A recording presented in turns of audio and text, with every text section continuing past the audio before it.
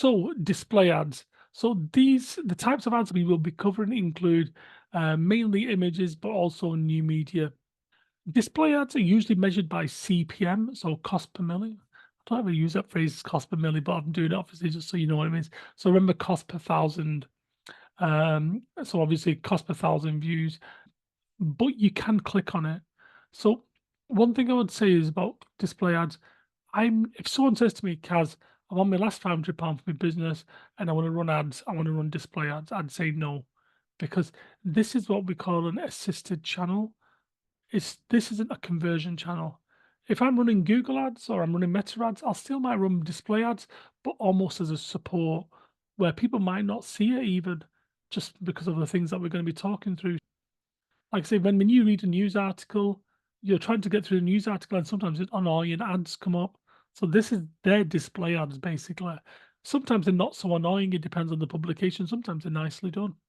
But anyway, so the different types of display ads are, first of all, you have the display one, which is broadly aimed at location, topic, publication. So I could just say to someone or I could ask someone at the Daily Mail that want to run ads on their particular newspaper in a particular region. So that would work. Native ads that belong in ads are in the form of articles. So basically, these are ads that appear on websites where it would make. So if I was doing something related to vehicle repair and I had an ad for regarding vehicle repair, that's what we call a native ad. Remarketing ads are the ones that follow you around. And so, when you go on a website and then you end up finding out that you're just being followed around, that's remarketing. Programmatic, probably one of the highest fastest growing areas of display advertising. Personally, I think things will move towards display advertising, towards programmatic advertising, but these are high intent ones. But anyway, we'll talk about these in detail shortly. And then you have display advertising by the audience networks. So like how we just saw on Google where we ticked those blue ticks to give it to the audience network. That's the wider network. So I said to you that they're unlikely to help you. They're unlikely to get a conversion, but it might be a contribution. And the reason, when the rationale I gave on Meta and Google is that we're using it because we've never used it before. So there might be an opportunity there. So rather than just making the decision to say I'm not using it, it may well be worth using because we've never done it before. So we need to remember we back things by data, analysis, and information. We can't just determine that one thing doesn't work because we don't like the sound of it. It needs to be backed by data. More often than not, you might be right, it doesn't help, but it could be an assisting channel where people have seen the advert on there and then bought it because they've seen another ad. So if they've not seen that ad, they may not have clicked on the ad that they actually did. Anyway, so just to go through these in more detail. So the first one we talked about was display ads. This is what I traditionally call display ads. It is broad and focused on location, topics, publications. You are then offered a range of packages to suit your budget. So this will determine the position of your ads, the size of your ad, the range of publications. So because most often than not, for example, the Mail here, they may have access to other publications as well. Audience reach, so how far can you reach the audience, and the level of exposure, e.g. the page takeovers. So the page takeovers would be an example there. So Kazoo here, they've taken over the Mail Online, and you can see they've got access to the Mail Online because they've paid for that particular deal. In terms of the specs of display ads, so whenever you're running display ads, what basically happens is the publication will provide you. This is usually what you will be provided with by the publication or the agency acting on their behalf. So if I approach the Mail, it might not be the Mail themselves who are dealing with there. They'll have an agency that look after all their advertising. So they'll say to me, Kaz, if you want to advertise on these publications, these are the sizes we've got available. Okay, so let me just go to this page first. So here, this is an example of the ads. So you can see, I've asked her, can you spot the ads? But it'd be hard to miss them really. But here, the ones I've highlighted these in red. So all these in red are adverts. Okay, so these all in red are adverts. and you can see they're all different sizes. So just coming back to the one beforehand, so you can see this is what the company will provide you. So what the company do is they'll provide me with this information. They'll say this product allows you to target customers, blah blah blah, and then advert sizes available. So what they do is they give me this. And then what they'll say to me is, right, Kaz, if you want to run adverts for those, they need to be in these sizes. And then once they're in these like 6 sizes, I then create an advert for all 6 of those. So basically, what I do is, as I say, I'm not a graphic designer and I don't claim to be, but I know what needs to be an advert in terms of the picture, the key selling points that I know the customers are thinking about, the actual thing that customers are doing, and basically the information that people want. So what I will do is you can see this advert, and how many is it? One, two, three, four, five, six. This was for one of our clients. I've covered up the name was obviously just for respect for them. But can you see this image that we've used?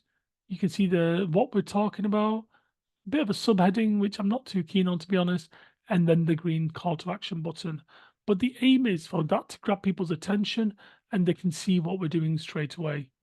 Okay, so that was the aim of these sets of adverts, but they're all done in these sizes. But as I mentioned, I don't do them. So I've got a clear idea of what I want. I told my graphic designer, this is what I want. We looked at a potential mock-up. He made it look a bit better as he normally does. And then once I've signed it off, I then say, right, that's the image that we want to use. And can you make it in 6 different variations? So if you look at all these images, they're all the same.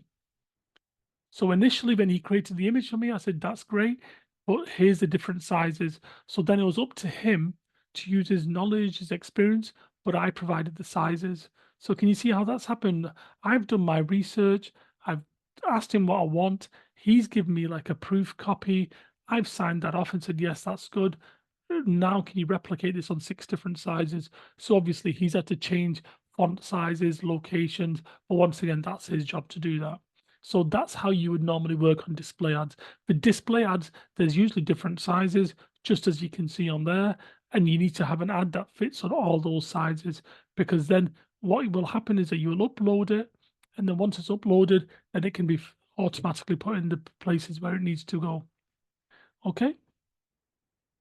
You noticed here there's one video, so you could have the option to do a video.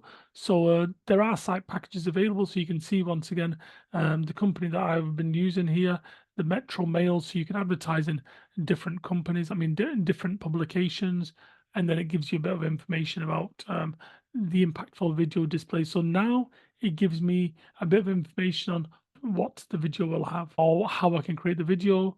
It gives me information about page takeovers, gives me the potential audience reaches. So this is almost like their sales package to tell me this is what we can do for you. So that's like a site takeover. So you can see the example of that. It says the mail, and then it's give MBA and this and that. The example I showed you earlier was of Kazoo. So you can see this is an option that many people take on. Display ads native, so they're also saying these can be in a couple of formats as articles or advertorial as they are known, or actual ads. So you can see here why revolutionary app Better Me could help reach you to your goals. So basically they've written an article about this app, and that's an advert. So it's basically what they call a native article. You also have other examples of native ads. So for example, best and cheap life insurances, and you can see the adverts there, and you can see different things there. So basically, native ads are ads that belong. They'll either be like an advertorial, as you can see there with this health and fitness one, or it could be related to that. So if there's if there's an article about life insurance and there's an ad about life insurance, that kind of makes sense, doesn't it? So that's what we call a native ad. Programmatic, and this is the one that I said is like not up and coming. It's been going for a few years, but I think it's going to become more and more popular because of technology, basically. But watch this space, because I know there's a lot of discussions about things like cookie data sharing, Google restricting things. So keep an eye out on that to see what's happening in the industry. But programmatic advertisements are focused on conversions and what we call RTB, or real time bidding. And basically, the mail offer this. I'm gonna touch onto that shortly, so I'm not gonna go into too much detail. But for the time being, I will say programmatic ads are more focused around conversion. So even though display ads are generally not conversion related is wrong, but not aimed towards conversions, programmatic are. Programmatic is all about the conversion. So in terms of programmatic ads, so I don't usually like reading of things like this, but it's something that you can screenshot and have a look. But I'll read through it just to give you an idea. So programmatic ads is more automatic than manual. So as with previous examples, we focused on the publication, the subjects, the location. With programmatic ads, it's about serving the right ads at the right time and the right price. So this is more not saying we want to go on this publication. It's more about the customer. Where is the customer? So to accomplish this, it relies upon technology such as AI, machine learning, digital inventory, which is known as ad space, and that's sold by an auction system. Don't worry, I've got a diagram to show you about this in a second. It's all done in real time. But like I say, I'll explain it slowly and shortly. So the process is run by what we call DSP, demand side platform, which facilitates the process between the publishers and the advertisers. So someone's got a publishing platform where they've got advertising space, and we've got people, we've got the companies that want to advertise there, and then we've got the customers who want to buy it. So it's like a triangle, if you like. It has like an auction process that determines how much the publisher's advertising space is sold for, which advertiser buys it, and this is what we call real-time bidding. So this literally happens in like a click of a finger. So by the time someone goes to us, everything's already happened, but you've already determined from beforehand how much you're willing to pay. So when a user visits a website, the technology will use data and technology through cookies. So it'll work out who's on the website, not who's on the website, but it'll track what you're doing on the website and then provide this information to the advertisers, who will then have preset conditions, as I mentioned, things they've decided in advance in terms of how much they're willing to pay for that particular customer. The advertiser with the winning bid has then their ad shown. So that's the science behind it. Hopefully, this visual will help you a little bit. So the process we've just discussed happens in real time and literally click of a finger, blink of an eye. So SSP, supplier side, DSP, demand side. And as I mentioned, people who work in programmatic, they work in programmatic. This isn't like I'm doing a bit of this and a bit of that. Programmatic is like a specialized area. Once again, showing you the expanse of and how big digital marketing is. So to be an expert in a certain area is hard. To be an expert on the whole of digital marketing is almost impossible. But anyway, we'll park that for a time being. But this is just so programmatic. How does it work? So a website has some advertising space. Then SSP, or the exchange, lists the ad space. So the supply side tells, so basically there is this advertising space available. So the demand side publisher on the ad creates bids on that in real time, and advertisers ad has an ad for users. Let me do that again. So basically, a company here has space for advertising. Then another company says, well, there's this advertising space available. Who wants it? Then the company's saying, well, I'll bid 10p for that. I'll bid 50p for that. I'll bid £1 for that. And then what happens is, depending on, so once the user is tracked through the cookies, which I'm gonna tell you a little bit about as well. So the user's tracked, they are shown the advert. Which advert are they shown? They're shown on the advert of the customer, of the person that was wanting to pay. Okay, so hopefully that makes sense. So that is programmatic adverts, and you can see, and it all happens very quickly. But this is very, very conversion focused. In terms of other things of display ads, you can run a competition. So maybe there's something you can do and get people to engage with that. And that's just another option that this company that I use gave me. So when it comes to display ads, where can we actually advertise with them, or how do you go about advertising? So here's some examples. So from the examples shown, you've seen that there are a variety of ways that you can use display advertising and run them across different platforms. So we could go direct to the publisher, as it says there. So the example I gave where I went directly to the Mail Metro, so I can do that. What I could do is leverage the audience networks of the likes of Google and Meta and Amazon, etc. So, do you know when the option when we were looking at Google Ads and it gave me the option of the display network, I can select that. The same thing happens on Meta. You can use as a Facebook audience network, but the audience network on Meta, so you can reach out to them. And or alternatively, you could use advertising agents who represent the premium and bigger brands. So you can imagine like some of the bigger brands out there, then it's going to be hard to approach them because even some of the brands that aren't that you might consider giant brands, they still have agencies that look after their advertising. But some of the big players in the industry are the likes of Taboola, AdRoll, and Outbrain. These ones you may well have seen across any publications you've been reading or popular websites that you visited. At the bottom, you'll see some advertising. So these guys are some of the biggest players in the industry. They deal with some of the biggest companies in the world, literally, and they deal with some of the bigger brands. So an example of that would be here. So you can see here with Taboola, this is an example of how Taboola runs ads on the Weather Channel. So you can see this is, I'm on the Weather Channel here. I've scrolled down and you can see here it says by Taboola sponsored links. So these here, safer online tips, healthy tips, and you can see these are adverts. I've taken a screenshot of desktop on mobile. They'll look a lot tidier. But what I'm saying is that if you want to advertise on the Weather Channel, you don't go to the Weather Channel. You would go to Taboola and say that you would like to advertise on there. So this is giving you yeah, giving you options of how you'd go about display advertising. Okay.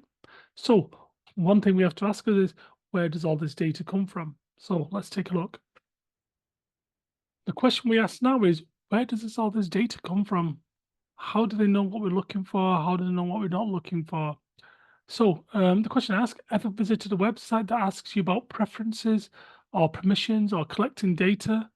They do this because they have to. So sometimes you go on a website and they'll say accept all or whatever. So you can see these examples here.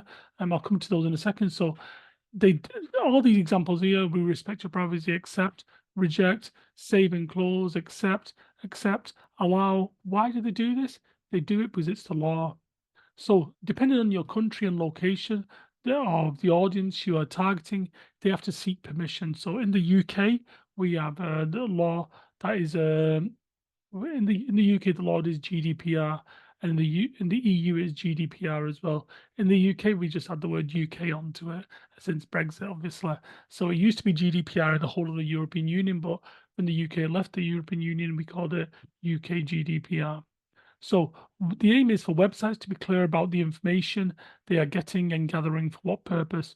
This could even include things like the metapixel. So if you're running a metapixel on your website, you need to have something like this that asks if they're okay to track it or if you're okay with them tracking it, and then you accept or reject.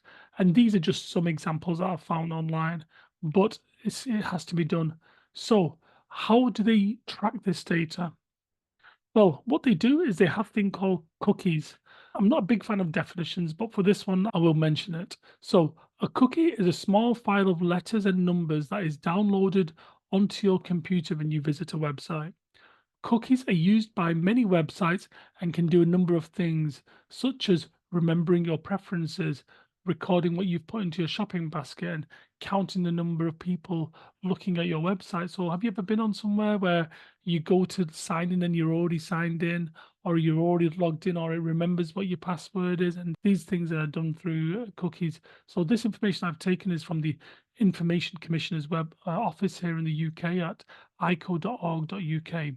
So this is a really good example I saw on Panda Security, so I thought I'd share it. So cookies are stored fragments of user data used to improve the browsing history.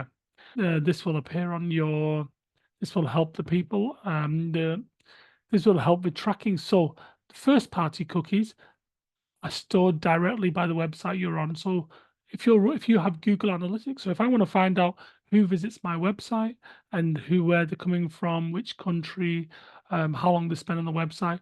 That's done by Google Analytics. You might remember we mentioned it during the website module, and we're going to be mentioning it later on. So the Google Analytics. So this is first party cookies. Then you have third party cookies that transmitted to websites other than the one you're on. So in this case, Metapixel, Google Ads, tracking. So this is third party cookies. So you have first party and third party cookies, and that's why these things pop up, because we want to ask the permission first of our audience to see if they're okay that we're doing it. Some you can see are quite simple and straightforward, others make it a bit more complicated, but sometimes you'll see the option they want you to pick is usually highlighted, like in that blue, in the panda one there on the left-hand side. You can see it says accept all in blue. Most of the time, we're just keen to get on the website. We just pick a button just to get on with it. So, in terms of remarketing, how cookies work, so now that we've established what a cookie is, we can now begin to understand its importance in the digital marketing process and how businesses can use it to retarget its existing users and customers. So, as we said, do you ever feel that an ad has followed you around? Well, it's a cookie that made that possible. This is the reason why companies that you run adverts on, such as Meta, are keen for you to add tracking to your website, because it will mean you can retarget users who already know your brand. Of course, there are some restrictions on this, and obviously, there has been big, I want to quite say scandals, but big things like iOS updates, which meant that Apple users would need to give us an extra permission to Meta for them to be tracked while they're using Facebook. So yeah, it was a bit of a scandal, but things like that make it more challenging for marketing, which is good for us, because if it makes it more challenging, that means it keeps us in work. Amongst other things, it means that we can target users with ads that are focused on the con consideration and conversion stages. So do you remember we were talking about having someone's considering our product or wanting to convert? That just means less ads, which means less ad spend. So if you know who's interested in your product, you have to spend less money on it. So that's what remarketing is. So just to give you an example, so this is from ppcgeeks.co.uk. So you have the user visits the website, the cookie tracks it, the person leaves, the person leaves the website, and the prospect sees your ad on other websites, and then the person comes back to your website. So Jim, it says follows you around. That's just a nice brief example.